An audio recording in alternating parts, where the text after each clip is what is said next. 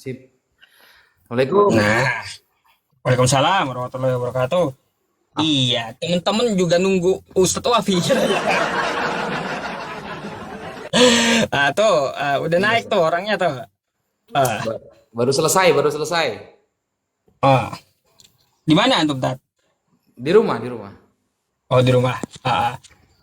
Siap. Lanjut dulu Ustaz ya. Saya ngambil cesan dulu. Oke, oke.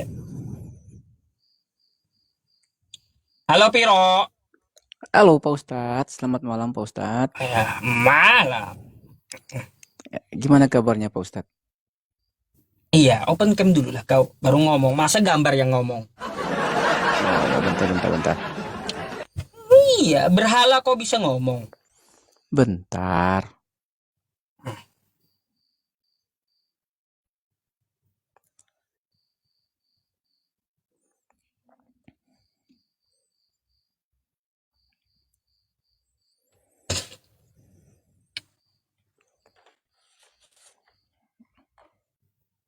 Ya, Hmm. oke, gimana Pak Ustadz kabarnya?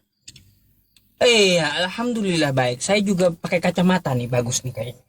Ya nggak apa-apa. Ngikutin aja nggak apa-apa kok. Ngikutin Bebas kok kau. Pak Ustadz. Nggak jelas sekali kaunya. Ya nggak apa-apa. Silakan Pak Ustadz jika mau pakai kacamata muka belakang nggak apa-apa kok. Aku bercanda aja. Malam ini kau mau diskusi apa emang? Nih saya ada nih, saudara saya Ustadz Wafi nih. Dari tadi saya berkoar-koar melulu udah.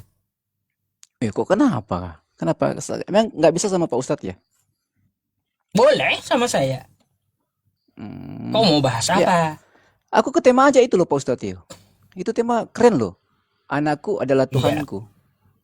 Eh, Keren loh. Aku iya. boleh minta datanya Bagus bang? itu. Ya oke. Aku Hmm, boleh minta datanya? Itu bukan data, itu pertanyaan. Terus apa? Pertanyaan. Ya astagfirullah. Kok pertanyaannya gitu ya pertanyaannya? Iya. Kau nggak lihat tuh ujungnya tanda tanya? Oke lah baiklah. Aku ikutin aja teman-teman ya. Ini pertanyaan dari Pak Ustadz ya. Anakku adalah Ah, Tuhanku. Gitu ya. ah, Pertanyaannya ya. pertanyaan. Oke. Anakku siapa itu Pak Ustadz? Oke, ya baru nih saya jabarkan ya. Oke silakan. Anakku siapa itu? Dulu ada namanya di dalam sejarah itu Siti Maryam atau Maria Ya. kan kayak gitu. Ya, nggak masalah kita dengan perbedaan sebutan gitu ya. Ya Dia silakan. melahirkan seorang anak yang mana anaknya itu malah dituhankan oleh orang-orang yang tidak tahu dengan anaknya itu gitu.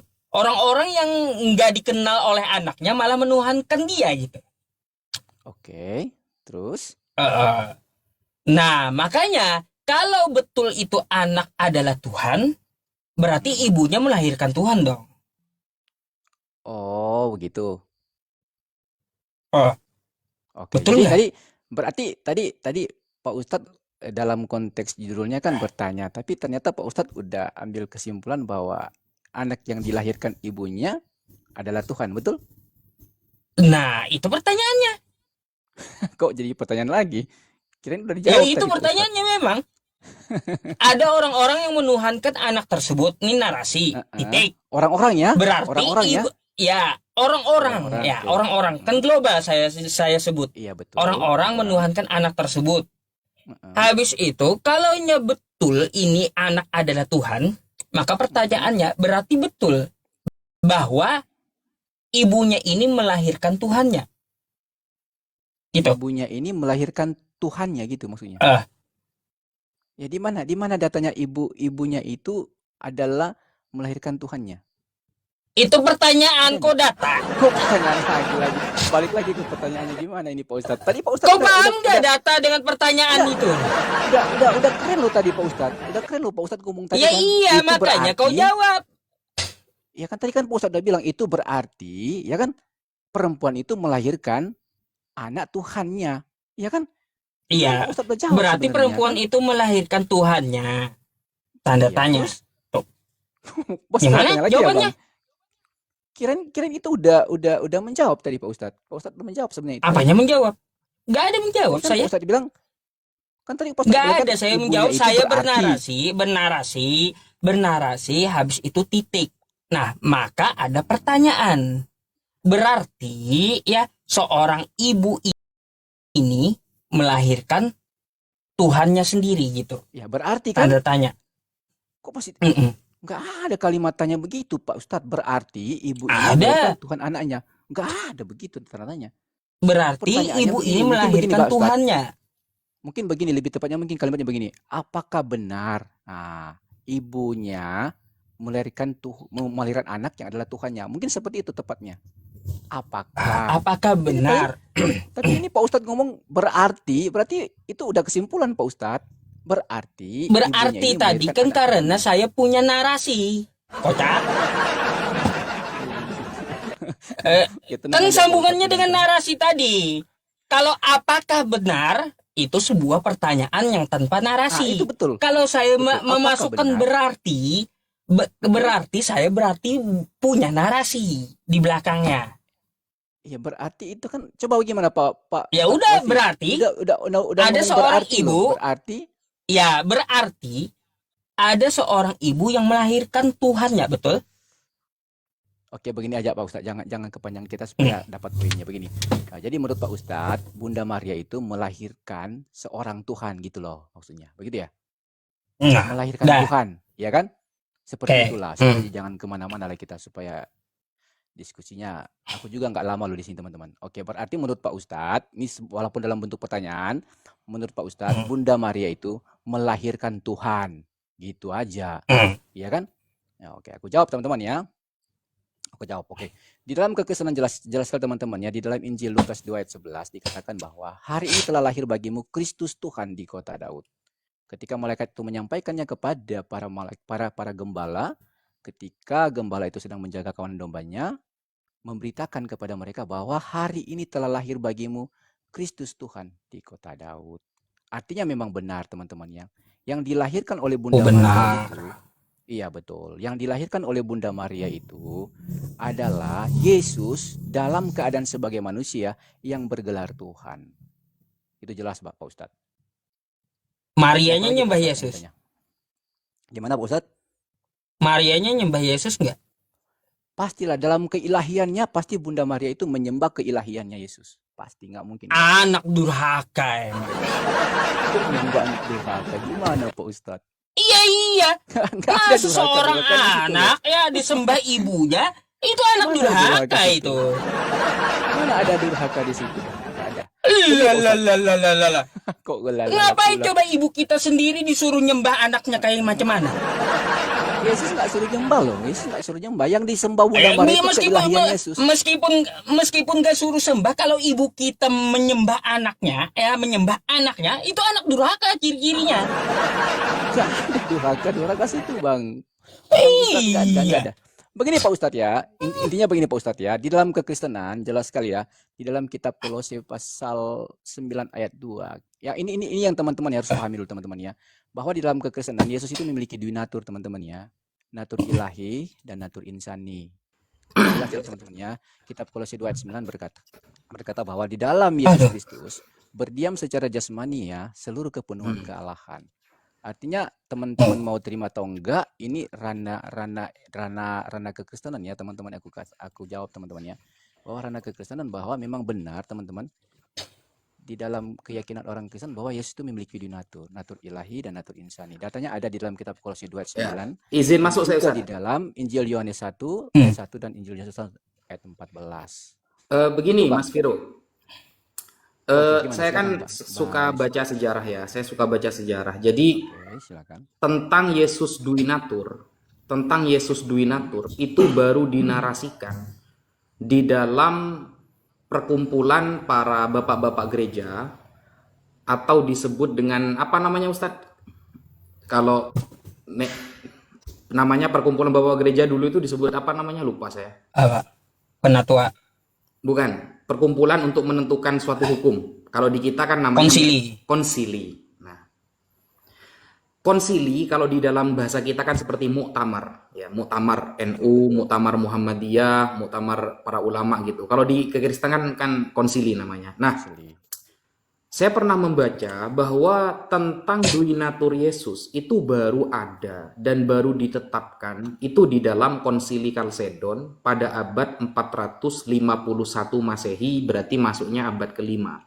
Abad kelima. Nah, saya minta data begini Mas Viro, ada nggak sebelum abad keempat kesepakatan bahwa Yesus memiliki Duinatur? Ada nggak? Saya pengen data itu sebelum Konsili Kalsedon, karena itu baru ditetapkan ada Duinatur ketika di Konsili Kalsedon pada tahun 451. Nah, sebelum Konsili Kalsedon, sebelum abad kelima, ada nggak kesepakatan bapak-bapak gereja bahwa Yesus itu memang memiliki Duinatur? Saya minta datanya gitu.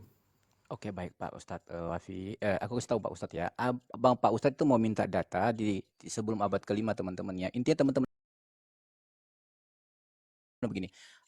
Kalau bicara tentang data abad keempat atau paling abad ke-1, ke-2, ke-3 sampai ke-4 nggak ada teman-teman ya. Karena gini teman-teman, jangankan Duinatur teman-teman, ingat ya, ingat ya teman-teman, makna kata Tritunggal nggak ada. Makanya di dalam Alkitab Bang Pak Ustadz ya, mau cari makna, mau cari apa namanya tekstual kata Duinatur, kata Tritunggal itu mau cari dari kitab Kejadian sampai kitab Maliaki, dari kitab Matius sampai kitab Wahyu, nggak ketemu itu Pak Ustadz. Saya agak minta data di Alkitab. Kalau di Iya, Alkitab oke. Bentar. kita sama-sama sepakat ya. Kita sama-sama sepakat bahwa setiap kitab suci tidak akan menyebutkan seluruh masalahnya. Jadi Iya, ada yang betul. disebutkan, ada yang tidak. Konsili Kalsedon yang Sebelum konsili mengakui abad kelima itu nggak ada, Bang. nggak ada ya, nggak ada. Terus ketika itu menjadi kesepakatan Yesus punya Duinatur itu, dalilnya menggunakan apa ketika itu, ketika konsili itu? Oke. Sebelum itu teman-teman, intinya bagi teman-teman ya. Kita lihat dulu teman-teman ya. Kitab Kolose 2 ayat 9 itu ditulis itu pada abad keberapa, ya kan? Kemudian kitab Injil Yohanes 1 ayat 1 itu pada abad keberapa? Itu jelas loh, teman-teman ya. Jadi begini Bang Yusuf Wafi ya, Pak Ustadz Yusuf Wafi ya. Begini, dasarnya teman-teman ya, kita memang nggak bisa ya teman-teman. Dalam hal ini kekristenan itu bukan berarti tidak mau menggunakan dasar-dasar sejarah teman-teman, bukan ya. Tapi memang itu dibutuhkan teman-teman untuk memvalidasi tentang kebenaran juga di dalam Alkitab kan teman-teman ya. Tapi dalam hal ini teman-teman untuk berbicara tentang makna kata seperti Bang Waifi bilang tadi, minta datanya sejarah di dalam abad di bawah abad kelima kan tadi kan tentang Duinatur, aku udah bilang kan tidak ada kan teman-teman. Tapi kalau kita lihat konteksnya di dalam Alkitab jelas kok Bang Waifi, jelas sekali dalam konteks Alkitab itu ada, meskipun secara tekstual nggak ada ditulis di situ tentang kata Duinatur ya, kosakata Duinatur nggak ada. Enggak, Tapi ketika untuk konsili memahaminya Kalsedon itu, ketika konsili Iya. Kalsedon itu Bapak gereja itu menetapkan Duinatur pakai dalil apa? Ada nggak sejarahnya? Ya memang sejarahnya itu yang tadi Pak Ustadz, yang Pak Ustadz udah sampaikan tadi. Tapi kalau bicara tentang di bawah abad kelima, ya sejarahnya jelas ya teman-teman ya, datanya memang harus merujuk kepada literasi yang ada di dalam Alkitab Pak Ustadz. Karena begini Mas, Yesus Gimana? itu Kan ini gini, pemikiran saya gimana? begini. Saya kan penasaran ya. Jadi saya itu tidak sedang merendahkan apa enggak, tapi ini memang murni fakta sejarah. Yesus itu sejak dahulu itu disebut dengan logos. Kalau dalam Yunani logos, Betul. tapi kalau dalam Ibraninya itu dafar. Nah, Dafar. sedangkan kalau saya baca Kejadian, di Kejadian 1 nomor 3, Kejadian 1 ayat keempat, Kejadian 1 ayat kelima, itu tidak pernah ada narasi dafar. Padahal berkali-kali Bapa Allah itu, Sang Bapa itu berfirman. Yesus kan dinarasikan firman yang hidup. Tetapi kosakata yang dipakai dalam Yunani menggunakan kata logos. Dalam Ibrani menggunakan kata dafar. Kalau kita buka di dalam Kejadian, tidak pernah ada firman Tuhan itu digunakan dengan Ibrani dafar. Selalu menggunakan amar. Nah, kenapa kok demikian? Sehingga setiap satu kata yang berbeda itu akan berbeda juga definisi dan maknanya, Mas. Sehingga ketika Tuhan mengatakan berfirmanlah Tuhan, jadilah terang, maka terang itu jadi. Di sana nggak ada kata-kata dafar, tapi menggunakan amar. Sedangkan amar kalau dikaitkan dengan bahasa Yunani itu eipen. Eipen dengan logos itu berbeda. Eipen itu adalah firman amar, sedangkan dafar yang dinarasikan oleh teman-teman Kristen sebagai logos. Nah, Jadi posisi Yesus ini sebenarnya logos dalam hal apa? Karena itu sih dalam kosakatanya di Kejadian, bahkan di Perjanjian Lama, tidak pernah ada firman Tuhan dinarasikan logos, itu tidak ada. Coba mungkin ada data bahwa logos dalam Yunani atau dafar dalam Ibrani itu terjadi di dalam Kejadian firman Tuhan, ada nggak? Oke, begini Bang Ustadz Wafi ya. Ini kita bermain kata ya teman-teman ya. Kita di sini udah bermain kata ya teman-teman ya. Tapi intinya begini Bang Ustadz Wafi ya. Kalau kita berbicara tentang makna kata logos, ya kan kita tahu teman-teman ya, di dalam Alkitab kan di kitab Perjanjian Lama itu adalah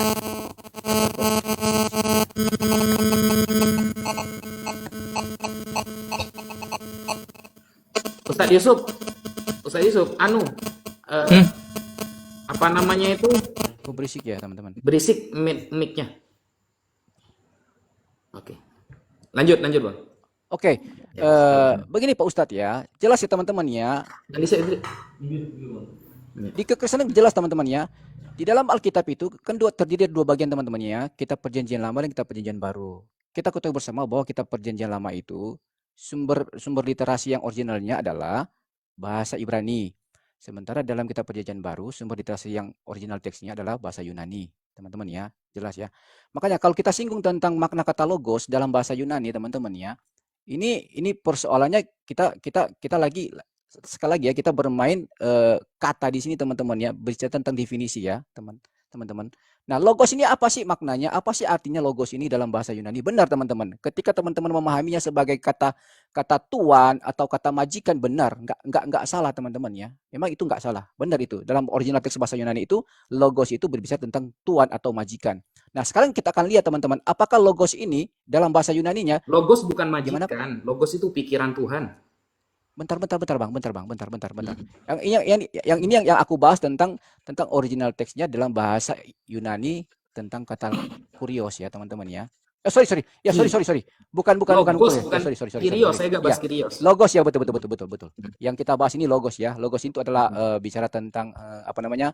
Logikanya Allah, kecerdasannya Allah, ya kan? Itu logos. Oke. Betul. Sorry, aku minta maaf.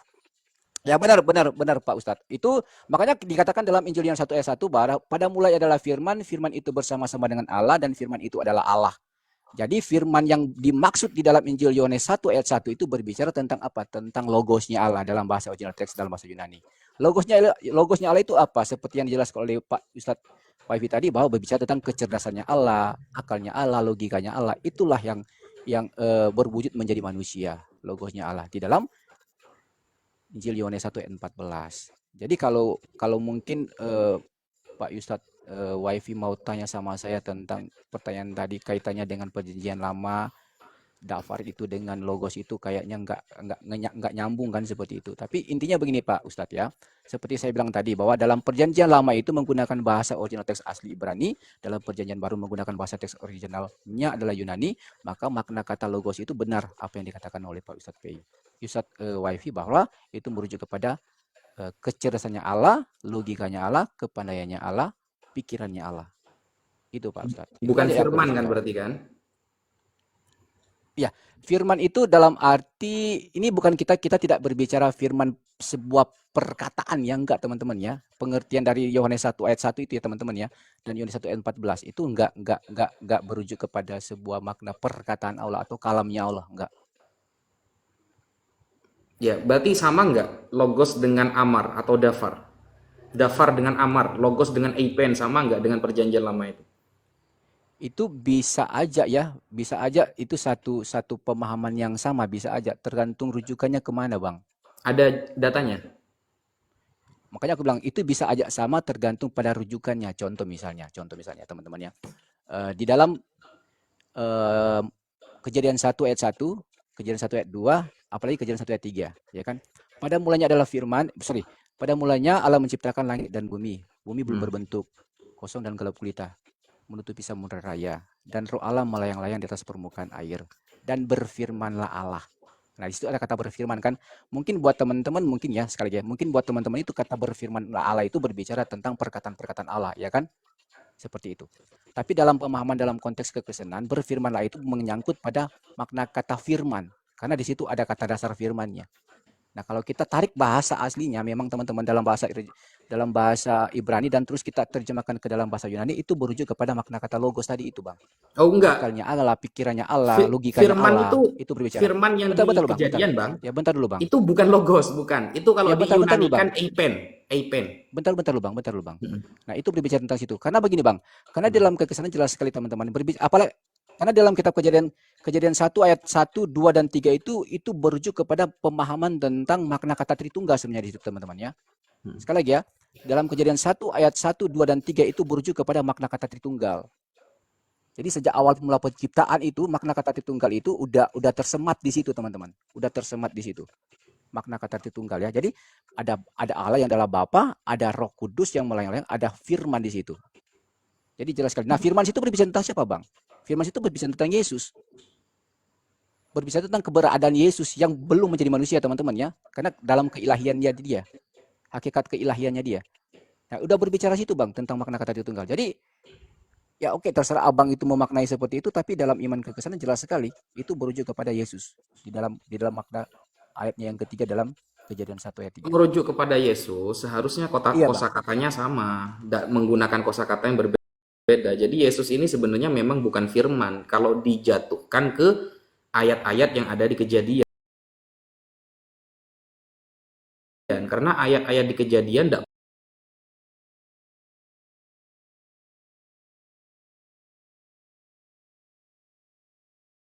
pernah pakai dafar, tidak pernah pakai logos, tapi menggunakan eipen. Kalau dalam bahasa Ibraninya amar. Sedangkan Yohanes 1 itu secara tegas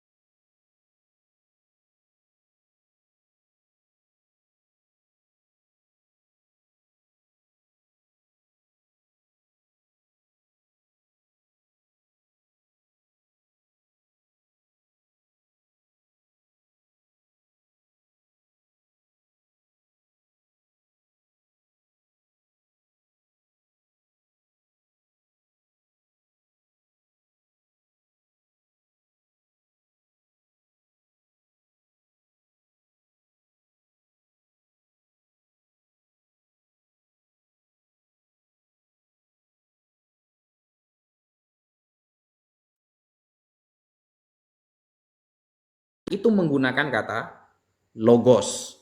Logos. Jadi kalau kita baca, ini baca apa namanya ini original teksnya ini ya. Hoitoi de eisin ohi paraten hodon hapo speretoi ho logos kai hotan ekousosin. Jadi logos ya, kata-kata logos. Nah, logos di sini ton Esparmenon, ya, esparmenon eis tous. Ini adalah logos Tuhan yang derajatnya sama seperti Yesus, derajatnya persis seperti Yesus. Kalau Anda hanya mengatakan ini hanya Yesus, nah saya kira kurang tepat, berarti iblis di sini pernah menabur-naburkan Yesus ke jalan gitu. Apakah begitu nanti? Kan enggak kan? Dan mengambil firman yang ditaburkan di dalam mereka. Berarti banyak dong Yesus berarti dong. Bukan cuma satu berarti kalau seperti itu. Gimana tuh? Oke, baik, aku jelaskan teman-teman ya. Begini Bang Ustadz, di dalam kekesenan ya, logos itu bisa berujuk kepada dua makna teman-teman ya. Yang Bang Pak Ustadz kasih data tadi itu berujuk kepada makna rema, logos yang ada rema teman-teman ya. Itu Loh, jelas loh. Jadi logos bukan bentar, rema. bentar dulu. Rema beda. Firman, bentar dulu Bang. Firman Iya, iya, itu iya. ada dua pemahamannya Bang. Ada dua Iya, iya, iya. pemahamannya. Firman itu ada dua pemahamannya, yaitu logos dan rema. Nah, rema itu Loh, yang Abang sampaikan tadi. Rema itu adalah perkataannya. Jadi makanya ayat itu berkata begini, Bang. Setiap perkataan-perkataan yang telah ditaburkan, ya kan? Nah, ada tiga hal di situ yang harus kita lihat, teman-teman. Ada yang jatuh di pinggir jalan, ada yang jatuh di batu batu.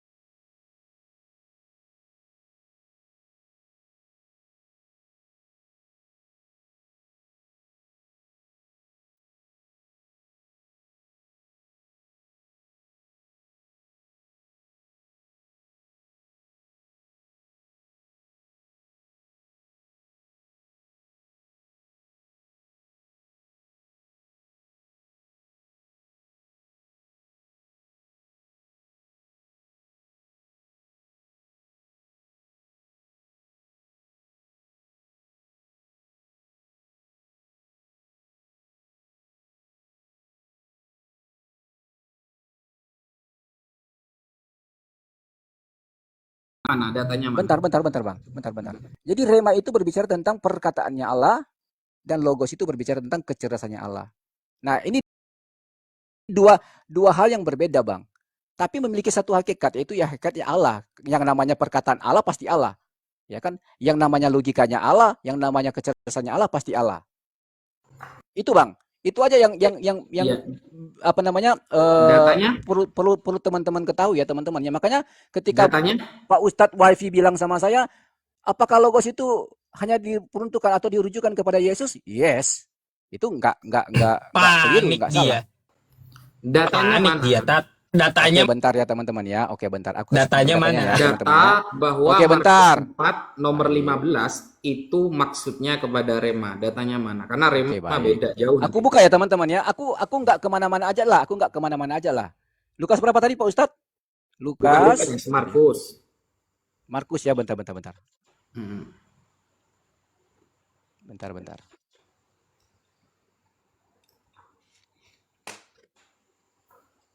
Oke, Markus.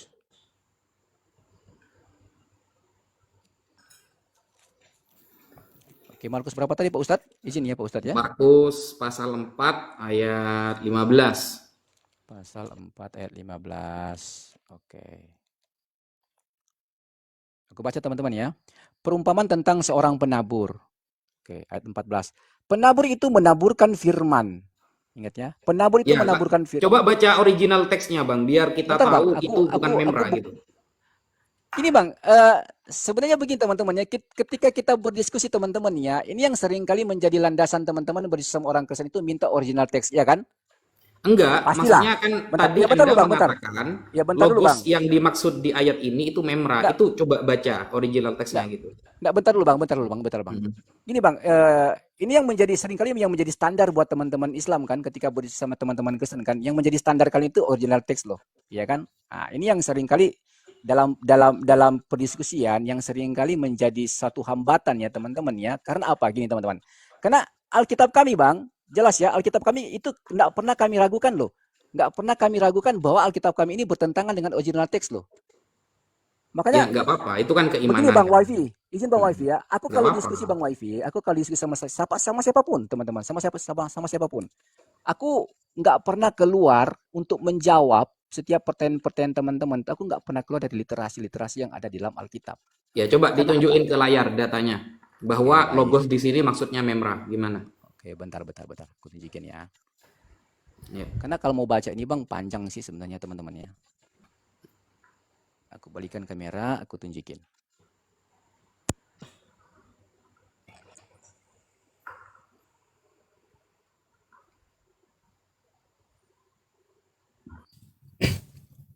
Oke, perhatikan teman-teman ya. Aku balikin.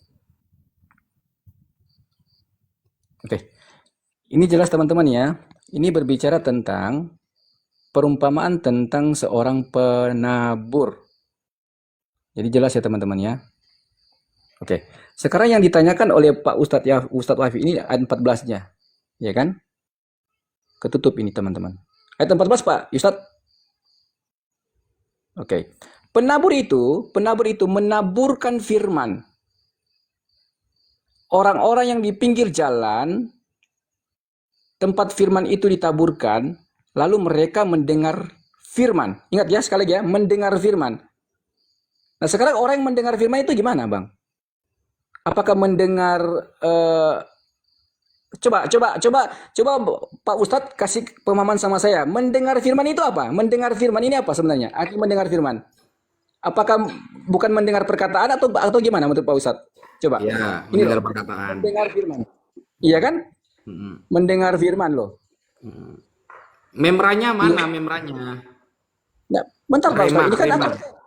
aku kan lagi kasih data Pak Ustadz ini pakai Alkitab, Bible dalam dalam terjemahan LAI loh.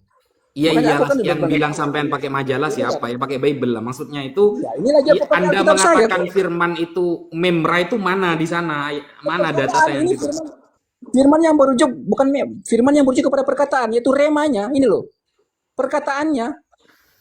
Nah, sekarang ketika orang mendengar firman itu apa? Apa yang mereka dengar kalau bukan perkataan? Coba Anda buka logika Anda.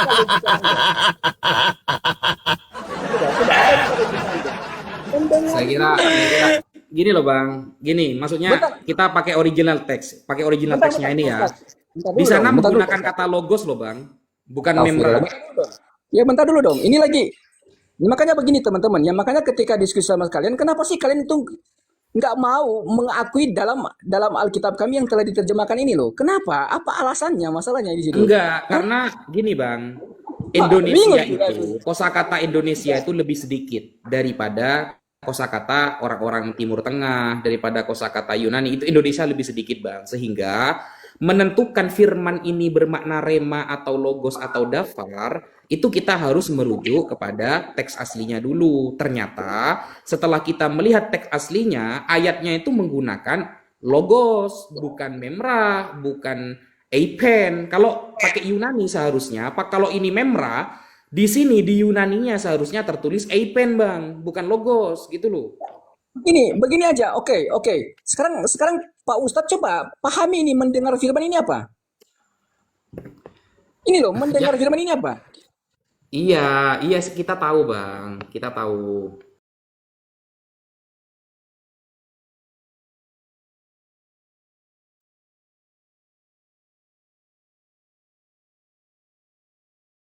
Ia Apakah mendengarkan perkataan.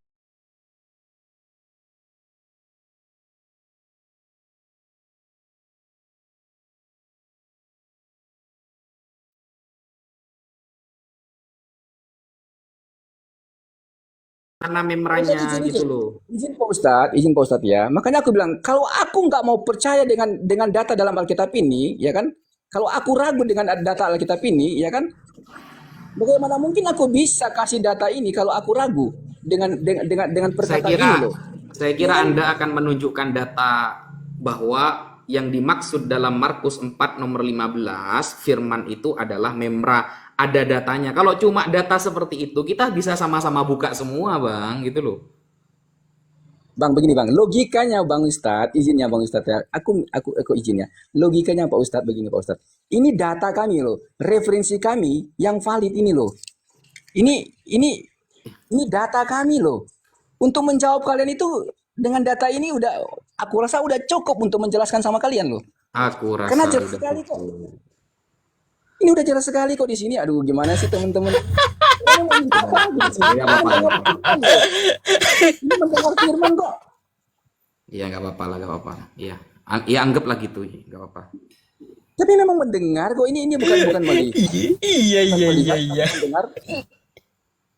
Mm-mm. Kenapa?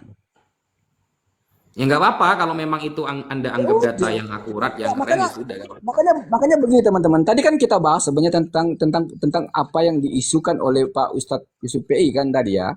Anakku adalah Tuhanku. Berbicara tentang Yesus tadi kan. Makanya tadi gini teman-teman, yang kayaknya Pak Ustadz Yusuf PI kan itu kasih pertanyaan sama saya tentang tema ini. Sebenarnya aku mau apa namanya, mau kejar terus tema ini sebenarnya. Anakku adalah Tuhanku gitu loh. Karena ketika aku lihat temanya ini keren loh untuk didiskusikan ini loh. Anakku Nggak adalah apa-apa. Tuhanku. Iya kan? Kalau Anda, oke lah, misalnya tema ini, ada nggak data bahwa Maria pernah menyembah anaknya? Ada datanya? Oke.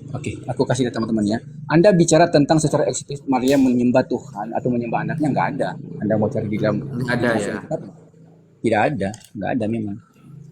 Terus Nggak ada. jika Anda berani mengatakan Maria itu bertuhan anaknya, itu dapat data dari mana? Oke, baik teman-teman ya. Hmm. Aku balikan kamera dulu ya. Oke, aku balikan kamera.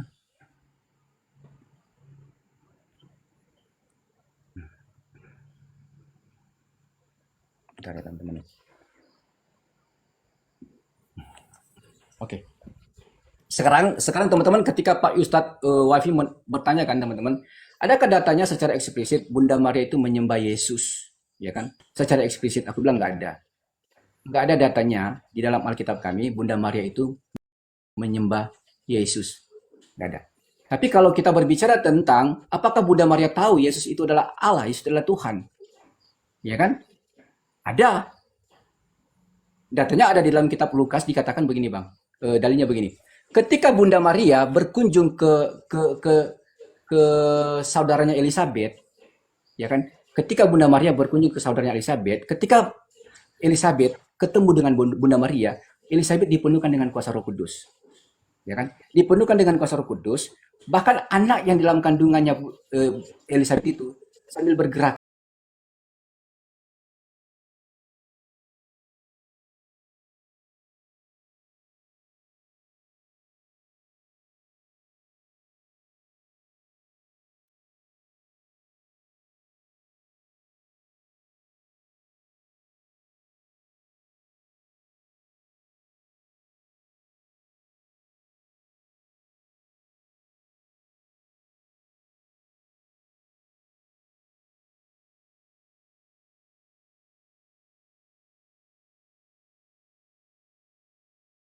Dari malaikat Tuhan tentang dia akan mengandung. Jelas sekali kok dikatakan situ kan.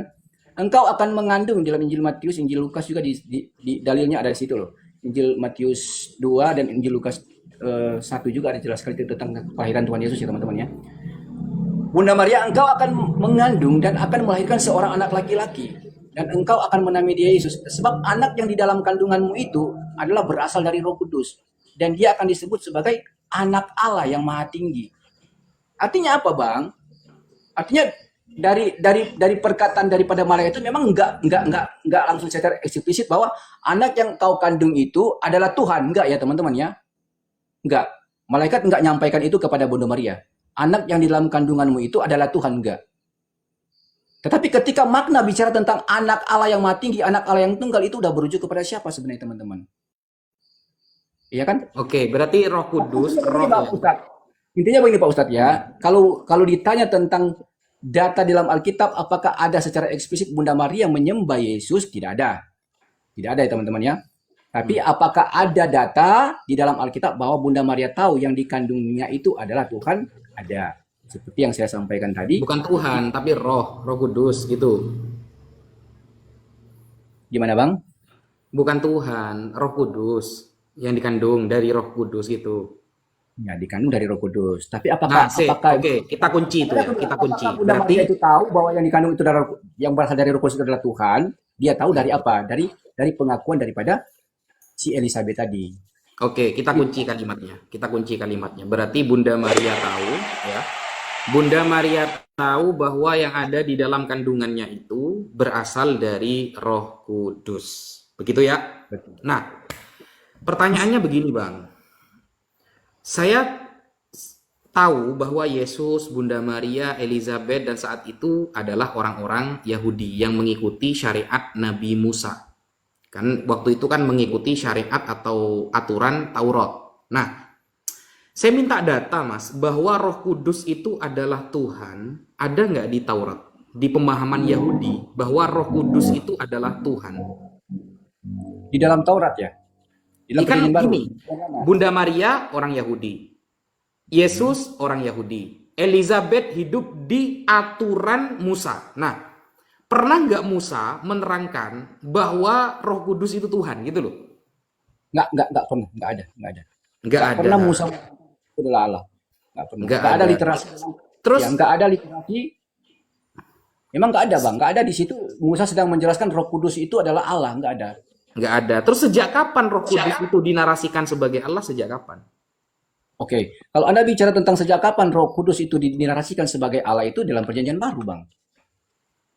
Baru ada di Perjanjian Baru. Di ayat mana awal mula dia Roh Kudus itu dianggap Tuhan itu awal mulanya di ayat mana? Oke, aku kasih tahu teman-teman ya. Oke. Di sini teman-teman ya, Allah itu adalah roh, teman-teman ya. Oke. Aku kasih datanya di dalam Yohanes 14 ayat Bukan 24. Allah itu adalah roh, bukan Bang, tapi Roh Kudus. Kan Ya. yang bersaksi di surga kan 3 tuh dalam Bible kan? Bapa, Anak, dan Roh Kudus. Nah, Roh Kudus ini sebagai Tuhan itu siapa yang pertama kali menarasikan gitu loh? Oke, kan Bang, gini Bang, logikanya begini Bang. Apakah roh Allah itu bukan Roh Kudus? Iya kan? Allah itu adalah roh. Allah itu bukan Roh Kudus. Itu dibantah nanti, Bang. Dibantah Coba, oleh Yohanes 3 nomor 34. Nggak apa-apa teman-teman, nggak apa-apa. Enggak, Nggak apa-apa, coba buka Yohanes 3 nomor 34, ayat 34. Dibantah sama itu nanti. Bentar. Oke. Boleh juga dibaca aku kasih ayatnya teman-teman ya. Coba aku buka di dalam Ayub 33 ayat 4. Oke, aku baca di dalam Ayub 33 ayat 4 teman-teman ya. Bentar, tapi kalau aku baca Pak Ustadz aku balikin kamera teman-teman ya. Kok Ayub katanya perjanjian baru yang mau dibaca Bentar. Nanti aku kasih lagi loh. Oke. Tadi kan Pak Ustadz kayaknya nggak mau terima juga kan tadi ayatnya tadi. Ya kan? Oke. Oke, bentar ya. Tapi aku sebenarnya lebih kecondong mau kasih ke Pak Ustadz ini di dalam Yohanes 4 ayat 24 gitu loh. Aku baca dulu Yohanes 4 ayat 24 ya supaya aku nggak keluar dari apa yang aku sampaikan tadi bahwa aku harus buktikan di dalam perjanjian baru kan tadi kan. Oke. Yohanes 4 ayatnya yang ke-24. Oke. Ayatnya ke-24 apa sih bunyinya teman-teman ya? Perhatikan teman-teman. Ayat 24. Allah itu roh dan barang siapa menyembah dia harus menyembahnya dalam roh dan kebenaran. Jadi jelas sekali teman-teman ya, Allah itu adalah roh. Makanya aku bilang sama Pak Ustadz tadi kan, Allah yang adalah roh itu berarti kalau Roh Kudus itu ditujukan kepada siapa sebenarnya kan? Udah jelas kok sebenarnya di situ teman-teman. Tapi aku coba lagi kasih ya datanya teman-teman ya, coba. Aku kasih lagi data di dalam.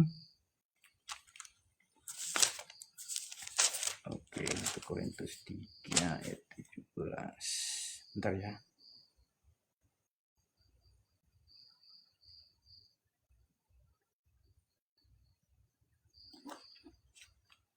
Buka kamera kau lah. Tunjukin ke layar. Aduh. Ngapain berhala ngomong, gambar bisa ngomong coba. Berhala ngomong. Aku kalau baca memang harus tutup kamera Pak Ustadz. Emang nggak boleh ya? Kecuali kalau aku tunjukin datanya, gitu loh. Tapi kalau nggak bisa ya mau apain, mau apain juga. Kalau nggak bisa ya udah diturunkan aja, nggak apa-apa kok. Oke, sekali lagi teman-teman aku baca di dalam yang tadi Pak Ustadz ya, jelas tadi ya. Di dalam Injil Yohanes 4 ayat 24. Aku tunjukin dulu teman-teman. Bentar. Oke, aku balikan kamera ya.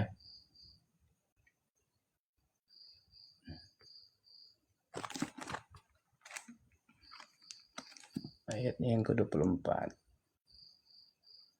Oke. Ini ya teman-teman ya. Ayatnya yang ke-24. Ini teman-teman. Kok nggak kelihatan ya teman-teman? Ini ya. Allah itu roh. Ini teman-teman ya. Allah itu roh. Dan barang siapa menyembah dia harus menyembah dalam roh dan kebenaran. Ini loh Bang. Itu Makanya Yohanes. ketika bentar. Ya Yohanes dong. Yohanes 4 ayat 24. Mm-mm. Allah itu roh. Dan barang siapa menyembah dia harus menyembahnya dalam roh dan kebenaran. Coba nitip Bang, Yohanes 3 ayat 34 dibukain Bang. Oke, aku buka ya teman-teman ya. Mm-mm. Yohanes 3. Ayat berapa Bang? Ayat 34. Coba dibacain Bang. 4. Oke. Kesaksian Yohanes tentang Yesus ayat 34. Sebab siapa yang diutus Allah, dialah yang menyampaikan firman Allah. Karena Allah mengaruniakan rohnya dengan tidak terbatas. Dia berarti semua nabi Tuhan nanti itu. Nah, itu salah Bang. Itu pemaknaannya salah. Siapa Karena yang diutus? Sekarang saya tanya, Musa diutus Allah apa enggak?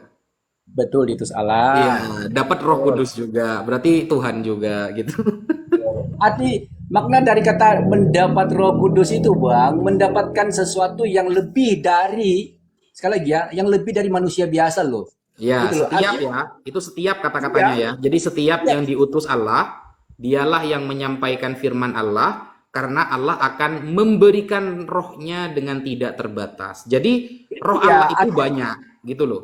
Yang kita pahami, roh Allah itu banyak. Jadi setiap orang yang diutus itu dapat roh Allah semua, dapat Roh Kudus semua. Apakah semua rasul berarti Tuhan? Kan enggak, gitu. enggak. Itu aja Abang udah jawab sebenarnya. Apakah semua nabi itu adalah Tuhan? Enggak kok. Kan Abang udah dapat Roh jawab. Kudus juga semuanya. Gimana? Karena makna itu Bang, makna memberikan Roh Kudus itu artinya memberikan kuasa, memberikan artinya gimana sih? Kok masa sekelas Ustadz Wafi kok nggak ngerti tentang itu pula? Contoh misalnya, aku mirroring sedikit ya, mirroring. Contoh misalnya dalam iman Islam, ya kan? Ini dalam iman Islam loh. Aku mirroring sedikit teman-teman ya, izin ya.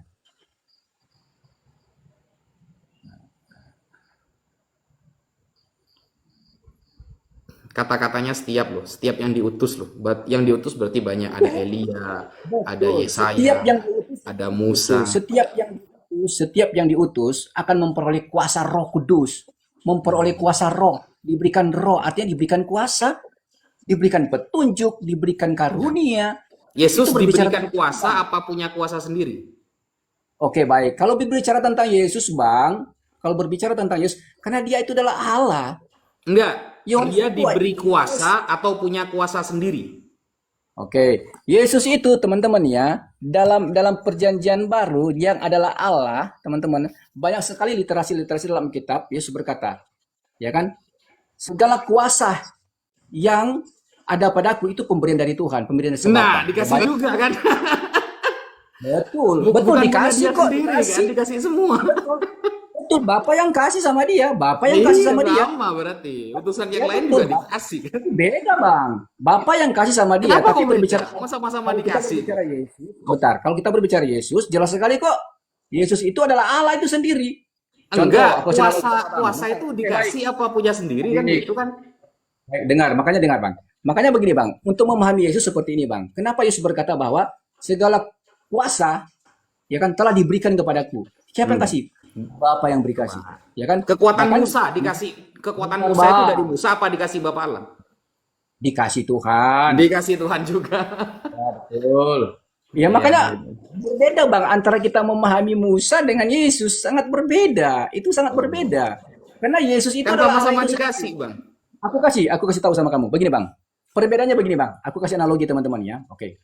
Di dalam pemahaman kekristenan, ya kan, kami kan memahami yang namanya ketuhanan dalam konsep Tritunggal teman-teman ya. Makanya dikatakan Yesus itu diberikan kuasa. Siapa yang memberikan kuasa itu kepada Yesus? Bapa. Dalam apa? Dalam hal kemanusiaan dia sebagai rasul, sebagai nabi, sebagai utusan. Ingat ya teman-temannya, sebagai rasul, sebagai nabi, sebagai utusan. Aku kasih sedikit contoh teman-teman. Viro ini teman-teman, Viro ini.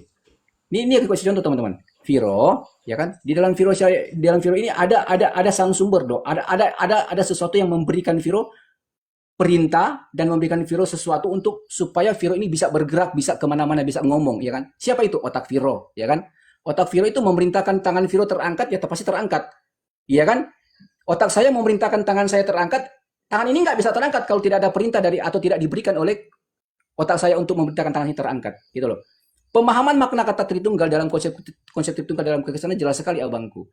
Yesus itu adalah Allah, Yesus itu adalah Tuhan. Karena dia memiliki hakikat keilahiannya. Bapa itu adalah Allah juga. Roh Kudus itu adalah Allah juga. Bapa, Putra, dan Roh Kudus memiliki peran yang berbeda. Bisa dibedakan tapi tidak bisa dipisahkan dalam kehakikatan sebagai Allah. Contoh tadi aku bilang tadi. Kenapa Yesus bilang aku diberikan kuasa? Seperti tangan ini. Tangan aku ini tidak bisa bergerak kalau tidak ada perintah dari sang sumber saya ini. Dari otak saya ini. Tapi apakah ini bukan manusia? Bukan saya. Saya. Loh, Gitu loh. nggak gitu bang, nggak gitu. Ya itu menurut teman-teman nggak begitu, tapi menurut Nggak sih Kristen lah. seperti itu. Tangan itu pribadi bukan? Tangan ini adalah bagian dari saya ini loh. Pertanyaannya Kebagi- pribadi bukan? Bentar bang, ini aku lagi nggak jelaskan teman-temannya kalau Viro ini Tuhan nggak ya? Aku nggak. sebab Enggak. Itu kan hanya analogi permisalan. apapun, Permisalan bentar. kan? Sabar dulu. Analogi apapun teman-teman ya, kalau kita mau kaitkan dengan Allah, dengan Tuhan itu tidak akan ada yang sempurna analogi itu teman-teman. Tapi setidaknya ketika Viro mau jelaskan, ya benar. Enggak kan Setidaknya tadi ketika Mas Viro kan bilang, tangan ini kan saya. Tapi kan Betul. saya juga beda. Nah, sekarang saya tanya, tangan itu pribadi bukan? tangan saya ini bagian dari saya. Pribadi apa bukan? Enggak, bukan pribadi ini bukan pribadi, Bukan ini bagian dari saya. pribadi, bukan pribadi. Betul. Nah, sedangkan Yesus, Bapa dengan Roh Kudus itu 3 pribadi. Nggak bisa Oke. Anda mencontohkan bagian dari tubuh Anda, nggak bisa. Karena ini pribadinya ada 3 gitu loh. Oke, baik. Menurut Abang, menurut Pak Ustadz, makna kata pribadi itu merujuk kepada apa sebenarnya? Pribadi itu personal, Nah, ini sebuah kesalahan. Memahami esensial. sebuah Betul. Ini sebuah kesalahan dalam memahami kata pribadi dalam konsep Tritunggal. Saya punya data loh di kitab Ya Anda. betul Pak Ustadz. Bentar, Pak Ustadz. Bentar, Coba Pak Anda Ustadz. buktikan kalau pribadi itu bukan personal di kitab Anda, coba. Iya, itu jelas kok di KBB betul begitu. Tapi dalam memaknainya, Bang, tidak seperti apa yang kalian pahami. Karena begini, Bang, itu sama aja ketika kalian memahami itu makna kata tiga pribadi itu adalah berbicara tentang keberapaan jumlah Allah kami. Itu yang jadi masalah. Karena dalam iman kekristenan kami nggak pernah merasa bahwa makna kata Tritunggal itu berbicara tentang keberapaan jumlah Tuhan kami. Enggak kok. Nggak ada. Pribadi, Berbicara tentang makna kata pribadi itu berbicara tentang kebagaimanaan Allah itu yang satu. Makanya aku bisa menjelaskan tadi dengan kok menggunakan istilah pribadi? Sabar dulu bang, gimana? Bentar dulu dong. Makanya aku begini bang, ketika aku menjelaskan tentang makna kata Tritunggal itu yang berbicara tentang kebagaimanaan Allah yang esa itu, yang satu itu. Jadi makna kata Tritunggal itu bukan berbicara tentang keberapaan jumlah Allah, bukan. Makanya ketika kalian itu ngomong orang ke situ menyembah 3 Tuhan, kami ketawa aja dalam hati. Kami nggak pernah merasa menyembah lebih dari 1 Tuhan, apalagi 3 Tuhan. Gitu loh. Karena maknanya jelas, kami memahami makna kata Tritunggal itu jelas. Itu bukan berujuk kepada angka, bukan. Bukan berujuk kepada person, bukan. Bukan berujuk kepada oknum, bukan. Bukan, Datanya? tapi berujuk kepada kebagaimanaan Allah itu. Kebagaimanaan Datanya? Allah. Ya jelas itu datanya jelas sekali kok. Berbicara tentang Allah itu, firman itu adalah Allah. Iya, Bapak itu enggak. adalah Maksudnya Allah. bahwa Tritunggal itu bukan tentang berapa Tuhan, tapi tentang bagaimana statusnya, itu datanya di mana? Iya jelas sekali bang di dalam Injil berapa tadi ya aku kasih tahu Injil Matius 28 ayatnya yang ke-19. Injil Loh, di dalam kitab Kejadian 1 ayat Matius 2 dan 3. Matius 28 nomor 19 itu ayat tambahan, Bang, bukan ayat asli. Itu menurut Anda. Loh, menurut saya bukan, itu menurut kekristenan. Bukan menurut saya, bukan. Saya tampilkan Begini, datanya Bang. ya. Gimana? Begini, Saya tampilkan Bang. datanya? Tunjukin aja Ustaz. Saya tampilkan Tunjukin datanya aja ya. kalau gitu. Iya, Izin biar ya. dia tahu. Oke, oke, baik, izin. Nanti Anda akan tunjukin lagi data itu bahwa itu ayat tambahan. Anda mau menarasikan dengan data apapun teman-teman ya, tidak akan Nih, pernah goyahkan keabsolutan dalam Alkitab, Bang ya. enggak, Jadi ternyata yang ayat jelas gini Bang, maksud saya enggak, gitu Bang. begini. Pak Maksud Ustadz, saya bentar. begini. Itu data yang Pak Ustadz kasih sama saya itu udah menurut saya udah klasik ya teman-teman ya. Bahas Loh, tentang tapi bisa Yohanes. dibantah nggak? Bentar, tentang apalagi tentang bicara tentang 1 Yohanes 5 lagi kan? 1 Yohanes 5 ayat Bukan. 7. Bukan 1 Yohanes 5, Matius 28 ayat 19. Itu bukan kata saya. Kekristenan barat sudah mengkaji. Ternyata ayat itu baru muncul di abad keempat. Sebelum abad keempat gak ada ayat itu. Coba buktikan kepada saya, kalau Anda memang mampu, sebelum abad keempat, manuskrip ayat itu ada. Ada nggak?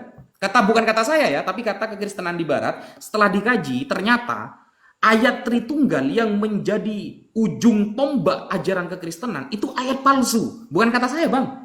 Kata para pengkaji Ya udah. sekuler di barat. Dan Oke. itu baru muncul di abad keempat. Coba buktikan sebelum abad keempat ada nggak ayat itu? Coba. Oke, begini aja Pak Ustadz. Terserah Pak Ustadz lah. Pak Ustadz mau angkat datanya apapun, itu bukan menjadi dasar kami teman-teman ya. Itu bukan menjadi dasar kami. Tapi nggak apa-apa. Silakan Pak Ustadz kasih datanya bahwa ayat itu di dalam Injil Matius 28 ayat 19 itu adalah ayat sisipan, ayat tambahan atau ayat palsu. Nggak apa-apa teman-teman. Tidak masalah dalam iman kekristenan. Tapi iman kekristenan jelas sekali teman-teman ya. Dalam iman kekristenan jelas sekali. Di dalam Alkitab ini teman-teman ya. Itu kebenarannya udah fix, nggak ada. Anda mau kasih data apapun, no problem buat kami, nggak masalah. Karena data itu kami nggak pakai, gitu loh. Yang kami Lah pakai gak itu apa-apa, data yang tapi Anda harus bisa membantah, Mas. Karena ini iman Anda gitu. bukan masalah dibantah. Ini udah ada datanya kok, Bang. Injil Matius 28 ayat 19 sudah tercatat di sini. Bukan, sebelum abad keempat ada nggak ayat itu? Coba tunjukkan kepada saya. Sebelum abad keempat Injil nih Mat- ada nggak? Bang, Bang Isupe sama Bang Ustadz, yang namanya kodeks teman-teman ya, yang namanya kodeks apalagi catatan-catatan kuno teman-teman ya, berkaitan dengan kitab suci teman-teman. Kita nggak tahu teman-teman. Contoh misalnya dalam Al-Quran juga. Apakah Al-Quran itu bisa membuktikan semua ayat-ayat di dalam Al-Quran ada 30 juz itu bisa dibuktikan? Ada semua original teksnya? Yang memang dicatat semua ada nggak? Itu aja pembuktinya ada nggak sekarang? Karena kalau mau cari kodeks-kodeks tertua semua udah kita nggak tahu teman-teman. Iya kan kita nggak tahu loh. Kalau kita bicara tentang bahas kitab suci loh. Coba buktikanlah juga. Al-Quran itu. Iya kan original teks itu dari memang 30 juz itu memang ada nggak sampai saat ini. Untuk membuktikan itu. Iya kan? Makanya sama aja Pak Ustadz. Ada. Kok ada pula? Ada. Mau kau kutunjukkan nanti? Ada. Nih, Ya, coba tunjukin ya. semua. Oke baik, Ini. tunjukin semua. Ini ya. Ini bukan Udah, kata itu saya, udah. teman-teman. Jadi Itu ini udah basi, Pak ini Ustadz. ya. Ini dalam Apa namanya? katolisitas.org. Ini bukan milik kita, tapi milik teman-teman dari bar. Ini aslinya berbahasa Inggris, tapi kita rubah dari ke dalam bahasa Indonesia. Keaslian dari Matius 28 nomor 19. Baptisan dalam Trinitas. Jadi ini adalah ajaran utama yang dipakai oleh umat Kristen sebagai dalil Tritunggal. Nah, bagaimana jawaban website dari Barat ini? Ternyata begini teman-teman. Ini ya. Ini ya. Nih, pertama di sini penyusunan kodeks. Kita tahu bahwa tidak ada naskah asli dari seluruh Alkitab yang asli yang masih tertinggal. Sudah gak ada semua. Naskah aslinya sudah gak ada. Termasuk kitab Matius. Nah, kitab Matius yang dituliskan dalam bahasa Ibrani, mungkin Aram, masih diragukan, tidak ditemukan aslinya. Namun, kita mendapatkan kitab Matius dari kodeks tertua, dari Alkitab yang kita kenal saat ini, seperti kodeks Vatikanus. Vatikanus abad keempat. Adalah dari abad keempat baru ketemu. Gitu loh. Kesenjangan waktu dari abad 1 sampai abad keempat disebabkan karena Kaisar ini ya, Diocletian pada tahun 303 memerintahkan untuk menghancurkan dan membakar seluruh kitab suci. Nah, berarti Kitab Abang pun semuanya, bukan hanya Matius bahkan ya, semuanya itu baru ada di abad keempat ya, karena semuanya dulu dibakar, katanya seperti itu. Nah, dengan demikian maka untuk mengatakan bahwa Matius 28 nomor 19 bukanlah menjadi teks asli, tidak akan dapat dibuktikan secara absolut kebenarannya. Jadi gak mungkin bisa dibuktikan ini, kebenaran ayat ini. Gak bisa. Kenapa? Karena memang yang asli sudah gak ada, Bang, gitu. Baru ada di Vatikanus, kan begitu kan? Coba Abang cari pembandingnya, Bang. Ada nggak pembandingnya? Nah, gini aja Bang, kalau untuk dalam hal itu teman-teman ya, sekali lagi aku jelaskan, aku kasih jawaban teman-teman ya, aku tetap kasih jawaban yang sama, nggak akan berubah jawaban saya teman-teman ya. Intinya begini teman-teman ya, kalau mau dicari juga di dalam kitab suci manapun teman-teman ya, yang Hmm. namanya kodeks asli atau catatan-catatan aslinya itu teman, original teksnya asli semua itu teman-teman, Anda juga biar mau kemana-mana pun nggak bisa ketemu teman-teman ya. Karena udah memang begitu Bang, masalahnya udah begitu, memang udah nggak ketemu, udah nggak dapat, gimana? Harus bikin apa? Oh gitu. Contoh, Oke lah, contoh, nggak ya. apa-apa. Contoh misalnya. Bisa enggak teman-teman juga bisa buktikan dong? Ya kan? Standar yang sama loh. Ini standar yang sama digunakan Yusuf Yusuf PI sama Ustadz Wafi buat saya kan. Standar yang sama. Bisa enggak buktikan sama saya sekarang? Tentang Apa? catatan-catatan Al-Quran. Ya. Catatan-catatan aslinya Al-Quran ya teman-teman ya. Bisa enggak dibuktikan sekarang? Semua dari juz pertama sampai juz 30. Bisa enggak? Catatan asli ya Bisa teman-teman ya. gimana? Kalau bisa gimana? Ya kalau bisa Ya, ya. kalau bisa gimana? Anda berarti hebat kalau bisa membuktikan Loh data aslinya. enggak, kita kasih perjanjian. Misalnya, kalau cuma seperti itu ya, misalnya Enggak, saya bisa membuktikan ini asli. Ustaz, ini kan ini Gimana? ini kan waktunya Pak Ustaz buktikan. Ini tantangan Viro loh buat kalian berdua kan? Gini Mas Viro, bagi kami Mas Viro, umat Islam itu sudah biasa membuktikan kayak gitu tuh sudah biasa. Jadi saya sekarang menantang Mas Viro, misalnya saya sekarang membuktikan ya manuskrip di abad Rasulullah tentang Al-Qur'an ada, Silakan gimana abang kalau buktikan. begini? Silakan Gimana kalau buktikan. begini? Kita apa namanya itu ya? Kita main cantik saja begini. Anda nggak bisa tadi membuktikan. Kalau Islam bisa membuktikan, ya Islam Anda bisa membuktikan. Anda bernadar atau Anda berjanji mentransfer kepada Ustadz Yusuf 2 miliar gimana? Astagfirullah. Emang aku harus jual ginjal? Astagfirullah. Gimana? Emang harus jual ginjal gitu untuk baru transfer 2 miliar? Gimana Nah, ini? Kok begini Bang, Pak Ustadz begini. Untuk menyampaikan kebenaran, apalagi dalam kebenaran Islam, teman-teman ya, apalagi ini Iya. udah salah. Anda udah keliru. Bentar gini Anda gini udah gini keliru. gini gini. Apa, Gini, Pak kalau Ustadz? Di sini, kami bisa menunjukkan aslinya Al-Quran keseluruhan, apa gitu konsekuensinya? Ayo.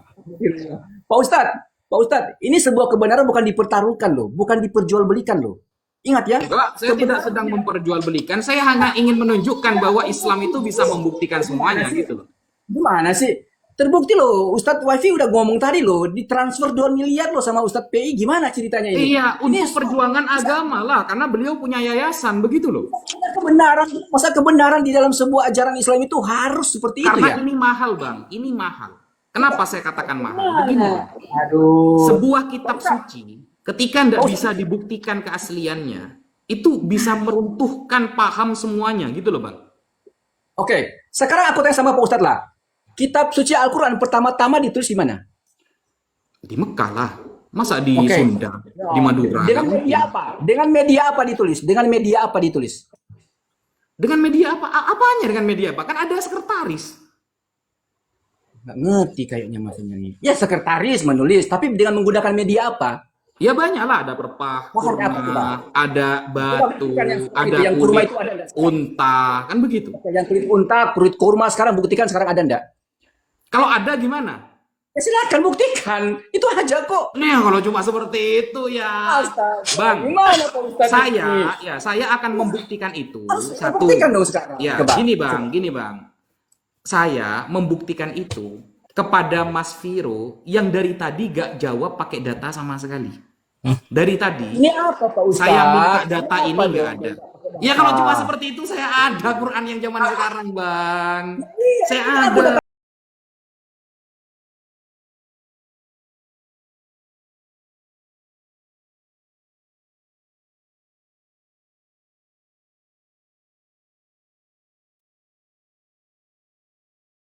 catatan yang asli itu coba tunjukin aja. Nggak apa-apa kan Viro bisa tahu. Siapa tahu kan Viro dapat hidayah gimana sih ini Pak Ustadz? Enggak perlu, jangan. Kalau seperti masih Oke lah. aslinya saja bisa beriman, bahaya Kalau nggak itu. bisa buktikan itu. Oke, baik. Baik, kalau nggak bisa buktikan itu aku boleh bertanya satu hal. Apa? Tafadhol. Aku boleh diizinkan bertanya?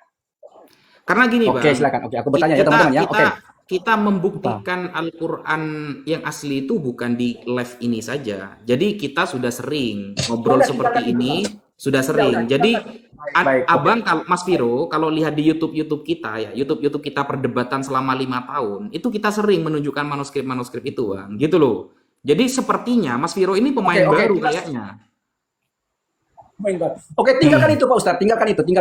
Aku nggak mau bahas lagi itu, tinggalkan. Tapi bolehkah aku izin bertanya? Gimana? Oke, tinggalkan yang tadi, yang asli original teksnya tinggal. Aku bertanya teman-teman ya. Oke. Coba Pak Ustadz jelaskan sama saya Al-A'raf 187. Ya, coba dibaca, Bang. Ya, kan Abang jelaskan aja lah. Al-A'raf itu 87 masa Abang nggak tahu? Katanya menghafal kan? Iya, kan Intinya begini. Kan Anda yang bertanya. Bawakan dulu datanya. Baik. Dalinya Kayak saya tadi loh, saya dalinya kurang bertanya, saya tunjukkan data. Oke, baik. Iya, baik. Dalilnya kurang lebih begini loh. Tolong dikoreksi kalau Viro saya lah, salah ya. Dalilnya kurang lebih begini. Ketika ada yang bertanya kepadamu, wahai Nabi Muhammad, perihal tentang kiamat, maka katakanlah kepada mereka bahwa kiamat itu hanya sepengetahuan Tuhanmu lah yang tahu, ya kan? Atau Tuhan Muhammad yang tahu, ya kan? Karena di dalamnya huru hara, ya kan?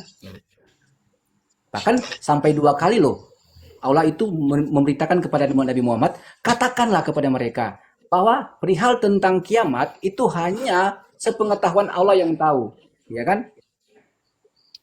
Artinya itu sebuah apa? Menurut saya sebuah catatan penting buat Nabi Muhammad untuk tidak memberitahukan tentang kiamat. Oke. Karena memang Terus? kiamat itu hanya sepengetahuan Allah yang tahu, tidak seorang pun yang tahu, gitu loh. Setuju nggak, Bang? Itu. Ya, Kalau terus? saya salah, tolong dikoreksi ya. Iya, nggak apa-apa. Terus pertanyaannya Nggak apa, salah Bang? kan? Pertanyaan saya, Bang, hadis riwayat Muslim 854. 854. Coba kita buka ya. Sahih Muslim ya. Ya, Sahih Muslim Sahih Muslim 54. 54. Oke. 854.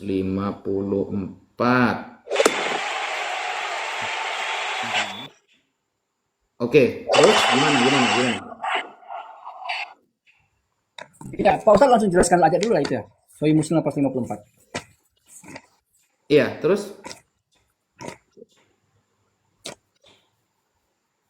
Sudah? Oke. Gini Pak Ustadz ya.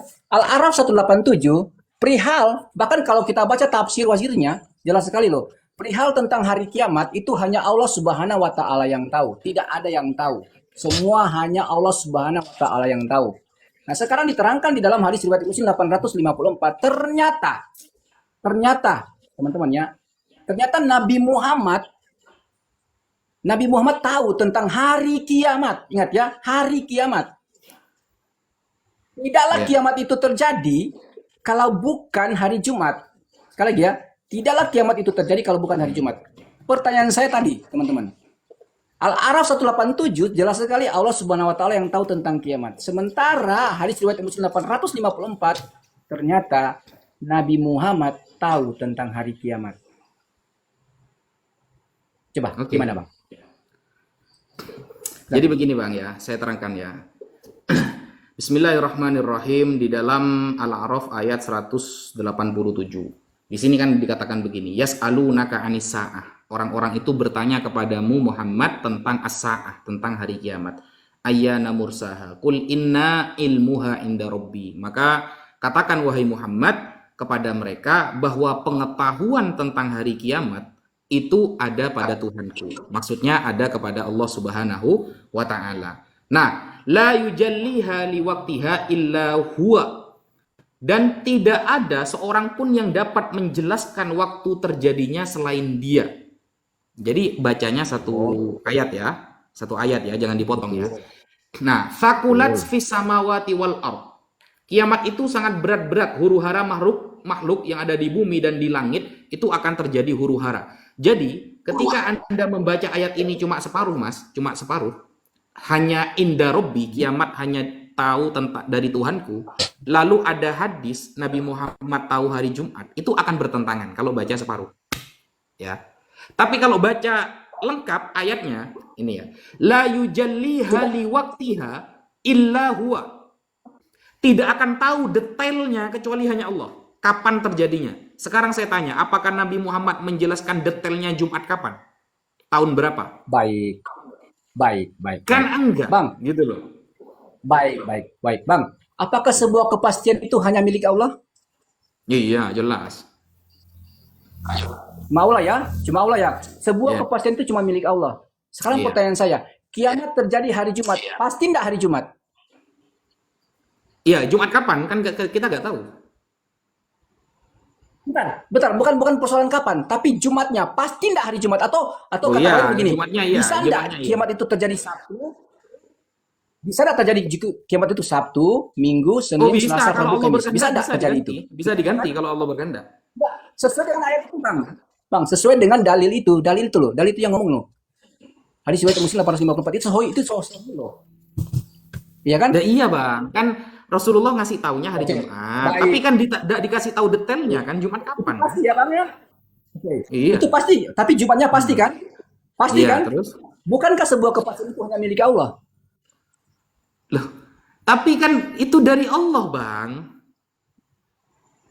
Oke, tunjukin datanya di mana Allah pernah berfirman kepada Nabi Muhammad, wahai Nabi Muhammad, katakanlah bahwa kiamat itu akan terjadi pada hari Jumat. Bisa enggak Bang buktikan? Bukan gitu, itu salah pertanyaannya. Pertanyaannya yang benar begini bang. Gimana? Pernahkah Allah, gini yang benar, pernahkah Allah memberikan validasi kita harus percaya kepada Nabi Muhammad dalam segala hal? Nah, itu keren itu kalau begitu. Jadi apapun yang diucapkan oleh Nabi Muhammad, maka Allah menyuruh kita untuk percaya. Ada ayatnya, ada bang, gitu. Banyak ayatnya. Begitu. Itu banyak Bang, aku tahu itu ayatnya banyak loh. Lah, Aku tahu banyaknya. kan Itu sudah banyak. selesai kalau gitu. Sekali. Allah nih bilang nih, apapun yang diucapkan Muhammad, percaya. Karena kalau kamu percaya kepada Muhammad, maka kamu mencintai aku dan aku akan mengampuni dosa kamu. Gitu. Oke, baik. Tadi kan udah sepakat kita teman-teman ya, bahwa sebuah kepastian itu hanya milik Allah, ya kan? Ya.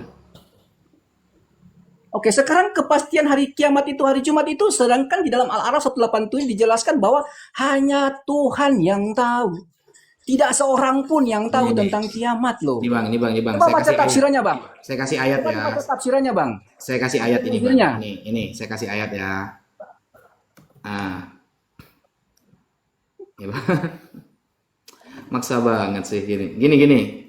Sebenarnya sudah jelas Aku ya. bukan maksa, aku bukan maksa, cuman aku terperangkap, jujur teman-teman ya, aku terperangkap dengan hari Jumat yang pasti itu loh. Gitu loh. Aku terperangkap di situ, Bang, teman-teman ya, kedua Ustadz ya. Aku terperangkap di kata tidaklah kiamat itu terjadi kecuali hari Jumat.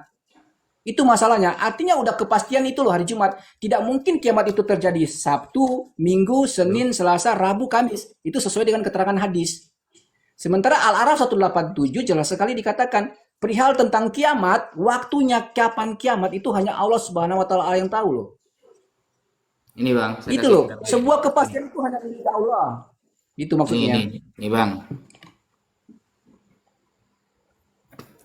Abang buka surah An-Najm ayat 4 bang. Ini apa kata? In huwa illa wahyu yuha. Tidaklah yang dikatakan Muhammad kecuali wahyu dari Allah yang diwahyukan kepada dia.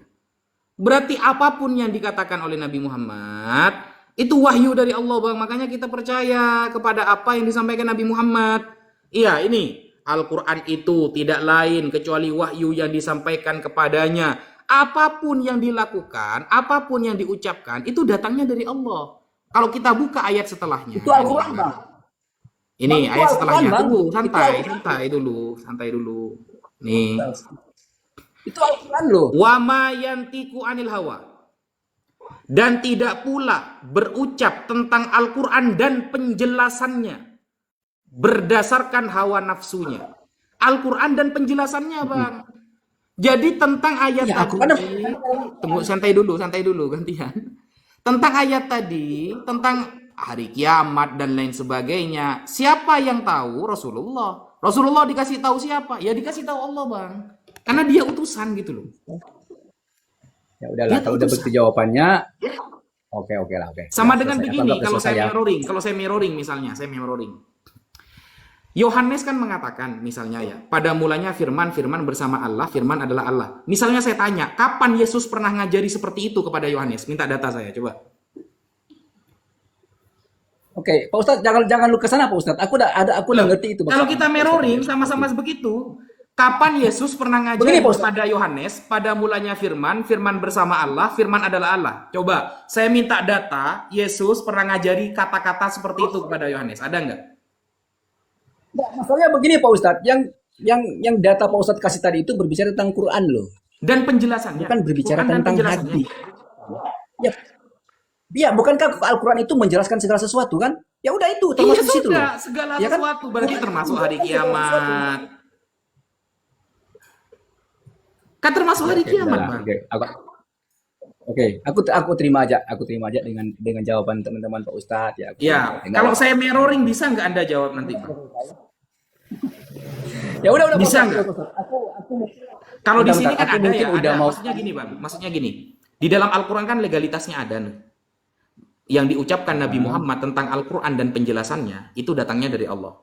Penjelasannya berarti tentang hari kiamat, tentang datangnya kiamat, tentang orang-orang munafik, tentang orang-orang beriman, tentang umat-umat terdahulu. Itu kan penjelasannya di Al-Quran semua. Nah, itu datangnya dari Allah. Datangnya dari Allah. Sudah ada jelas. Wa ma yantiqu anil hawa in huwa illa wahyu yuha. Ada, legalitasnya dari Allah ada untuk ikut Nabi Muhammad. Sekarang saya minta, pernahkah Yesus mengatakan, ikutilah Markus, Matius, Lukas, Yohanes, agar kalian tahu terhadap Tuhan? Kan tidak pernah. Atau saya kasih pertanyaan sesimpel tadi, kapan Yesus pernah ngajari Yohanes, pada mulanya firman bersama Allah, firman adalah Allah, lalu firman itu turun menjadi manusia. Kapan Yesus pernah ngajariku kepada Yohanes? Saya minta datanya, coba. Aku jawab aja teman-teman ya. Aku jawab buat teman-teman. Iya. 2 Timotius 3, 15 sampai 17 Loh, kok dan 2 Timotius? Petrus. Bentar dulu dong. Kalau lagi mau jawab, katanya Saya mau pakai minta data. Yohanes. Kok lari ke Timotius? Iya kan harus kasih pembuktiannya begitu teman-teman. Lah, Nggak Timotius boleh, sama nggak Yohanes boleh. beda Namanya zaman, Bang.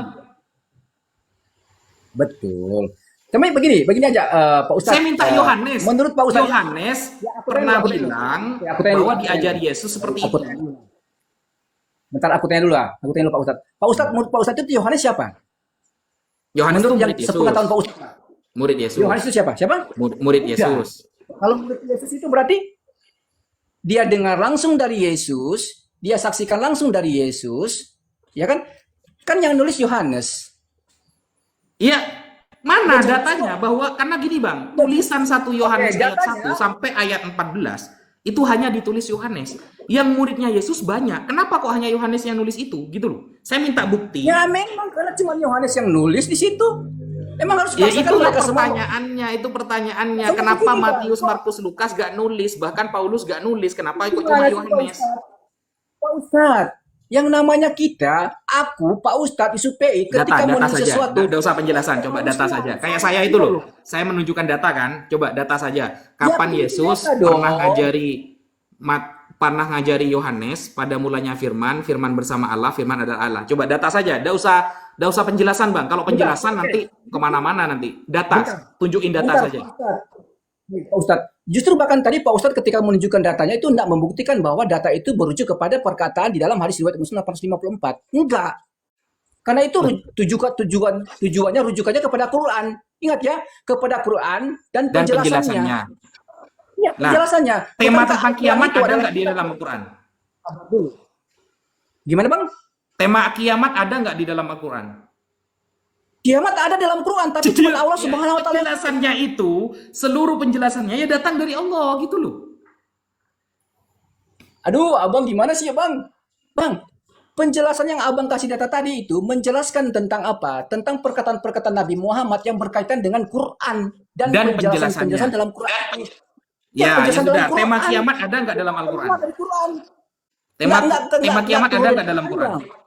Kan ada kan? Ada Al-Araf 87. Berarti Karena itu penjelasan udah jelas setiap sekali loh. tentang kiamat itu datang dari Allah, Bang. Gitu loh. Jadi begini, Bang, bedanya Islam dengan Kristen begini. Kalau di dalam Islam, Allah punya validasi. Allah sudah menvalidasi ikuti Nabi Muhammad dalam segala hal. Ada. Nah, tapi di dalam Kristen, Yesus tidak pernah bilang, ikutilah Yohanes, ikutilah Matius, ikutilah Markus, ikutilah Paulus, untuk kalian agar tahu siapa tentang diriku. Tidak ada validasinya. Jadi, Emang kita nggak mau ada ceritanya membenarkan seperti tulisan Paulus. Yohanes, kita mau membenarkan tulisan Matius, Markus, gak bisa, karena Yesus tidak pernah mengesahkan tulisan itu, gitu loh. Pak Ustadz, memang nggak ada satu dalil pun dalam Alkitab Yesus memerintahkan kepada kami, ikutlah Yohanes, ikutlah Markus, ikutlah Matius, ikutlah Yohanes. Validasinya dari Paulus. siapa Memang berarti nggak tulisan ada. mereka itu? Yang menvalidasi Memang siapa ketika berarti? itu Yesus bukan Yohanes, bukan Paulus, bukan. Ya, terus yang Gimana sih, Pak mengesahkan Ustadz? tulisan-tulisan itu siapa berarti? Yang mengesahkan tulisan itu jadi kitab suci siapa? Ya itu tadi memvalidasi tadi gue bilang sama Pak Ustadz. Yohanes itu siapa Iya, Yohanes itu? yang mengesahkan tulisan mereka jadi kitab suci siapa berarti? Ya udah jelas sekali. Aku baca teman-teman ya. Siapa? Makanya aku mau kasih Siapa? tahu. Tadi Pak Jelas, Ustadz mau jelas. terima. Siapa yang mengesahkan Bentar dulu. tulisan Tadi Paulus aku mau jadi kitab suci Pak siapa? Ustadz nggak mau terima. Bentar dulu. Tadi aku mau kasih datanya Pak Ustadz nggak mau terima. 2 Iya, coba, Timotius coba. 3, 15, Yang mengesahkan tulisan 2 mereka itu Petrus jadi 1, kitab suci siapa? Coba. Oke, baik. Coba 2 keluarkan Timotius datanya, 3, 15 dan keluarkan 17 bahwa segala sesuatu yang ditulis. Aduh, Gimana, keluarin gimana, datanya gimana? lagi. Aduh, udah dikasih. Ntar aku buka teman-teman Yang ya. Aku mengesahkan baca aja teman-teman di sini tulisan-tulisan teman-teman itu ya. jadi kitab suci. Bentar, Bang. Di dalam 2 Timotius 3, 15 dan 17, segala catatan dan segala sesuatu yang dicatat dalam buku ini adalah berdasarkan dari ilham Allah. Bahkan dikatakan dalam 2 Petrus 1 ayat 21, Alkitab itu berdasarkan petunjuk daripada Roh Kudus. Jelas sekali kok. Anda mau membuktikan apa Kata untuk memvalidasi Timotius. Alkitab kan udah.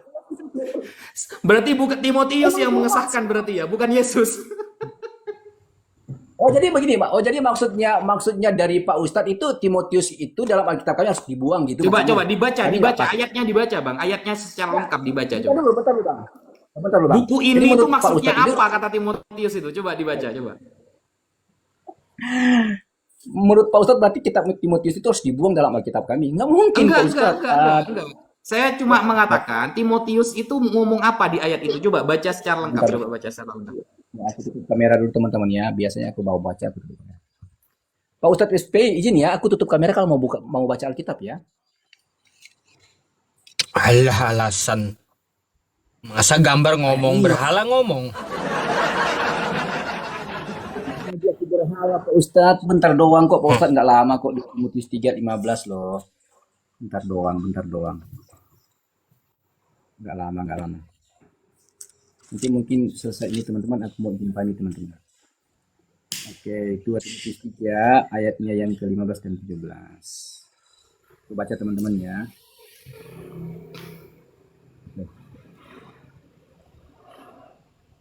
Oke. Ingatlah juga bahwa dari kecil engkau sudah mengenal kitab suci yang dapat memberi hikmat kepadamu dan menuntun engkau kepada keselamatan oleh iman kepada Kristus Yesus.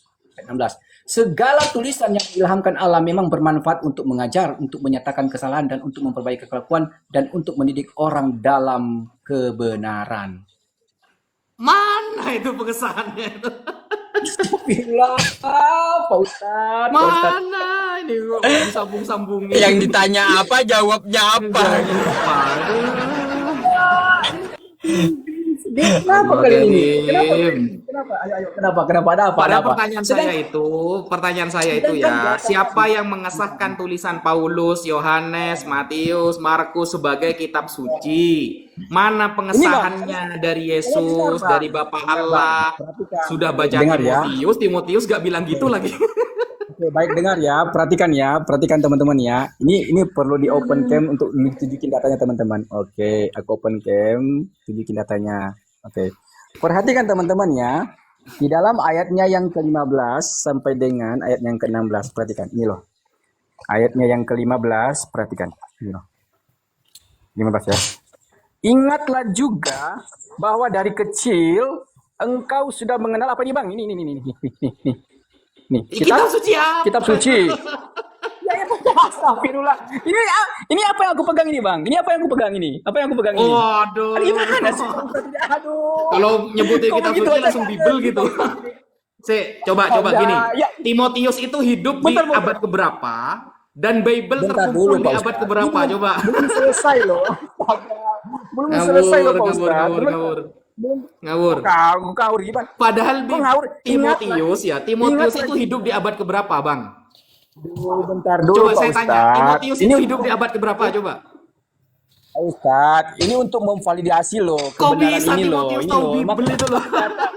Bentar. Bible belum Sabar, ada, Pak Bang. Ustaz. Sabar dulu, Pak Ustaz. Ini loh. Ini aku kasih data lagi teman-teman ya. Ini. Perhatikan.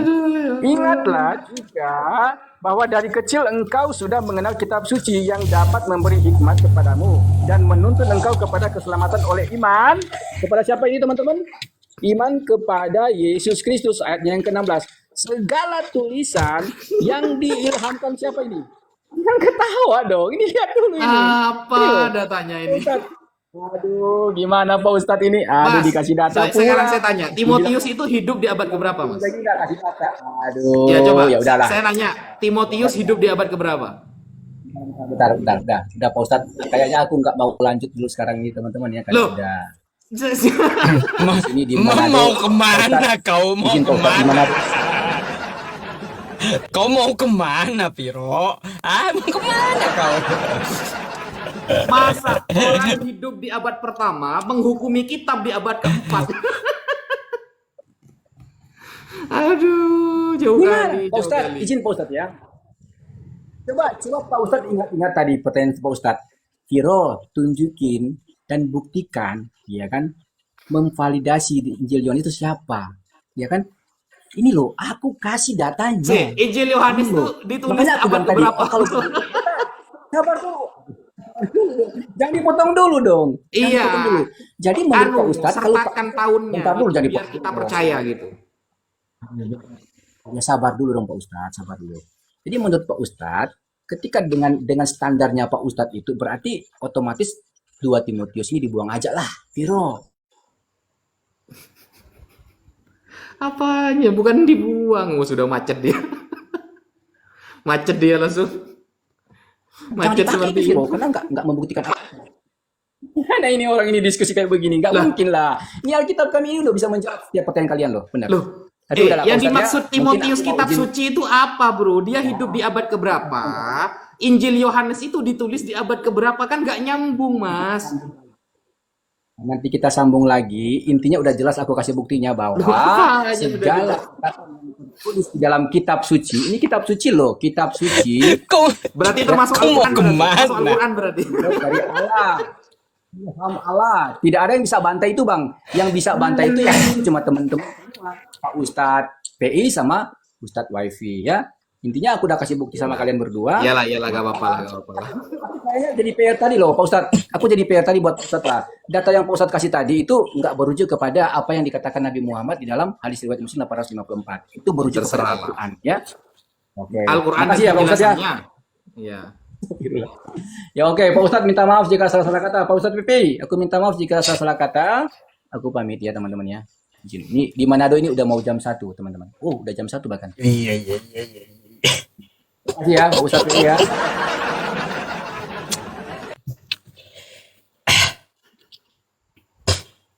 Mau dinaikin lagi, Tat? Udah, Tat. Saya mau pamit lah. Mau istirahat. Ya baiklah ya.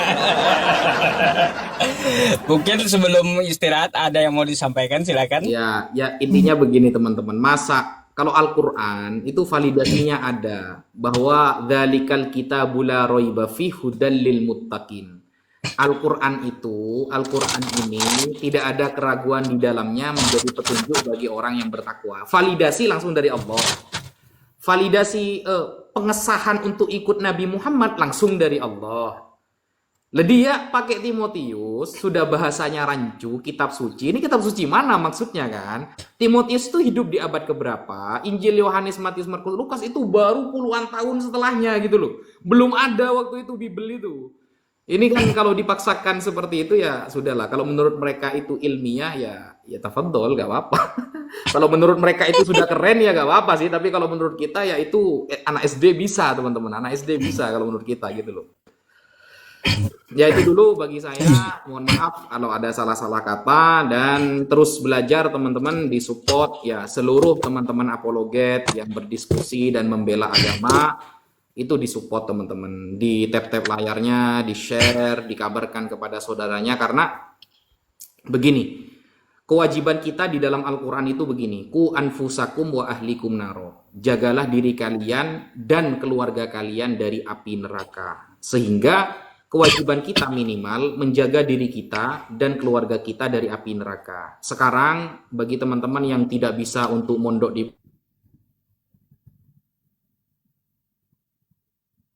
Ngelak tak.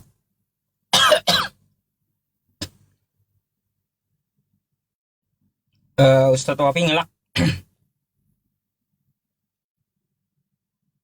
Ngelak tak. Iya, ngelak dia ya, teman-teman.